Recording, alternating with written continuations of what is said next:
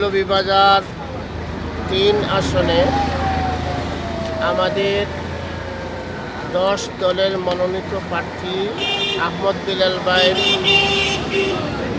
আজকে প্রচারণা এখান থেকে যে শুরু হবে, মিছিল হবে, এতে অংশগ্রহণ করছি। আমার দল হলো বাংলাদেশ খেলাফত মজলিস আল্লামা মামুনুল হক সাহেবের দল থেকে।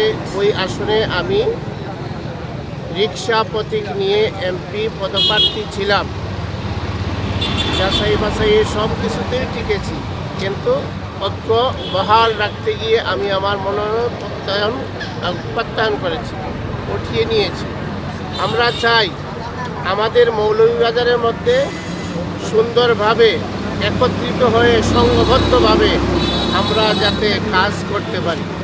আমরার মধ্যে হিংসা বিদ্বেষ থাকবে না। হিংসা নিয়ে সামনে আমাদের গন্তব্যে পৌঁছতে পারবো না। আমরা যে সুন্দর নতুন ইসলামের বাংলাদেশ স্বপ্ন দেখছি, লালন করছি, সেটা আমাদের দ্বারা সম্ভব হবে না যদি হিংসা না ভুলি।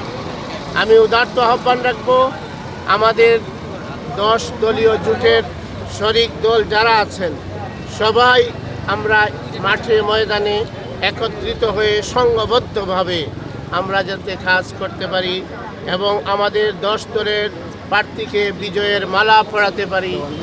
দেওয়াল গড়ি বার্কা আহমদ বিলাল ভাই, আমরা ইনশাআল্লাহ ওনার জন্য দোয়া করি, ভোট চাই। আল্লাহ যেন দেশ ও জাতির জন্য কবুল করেন, আমিন।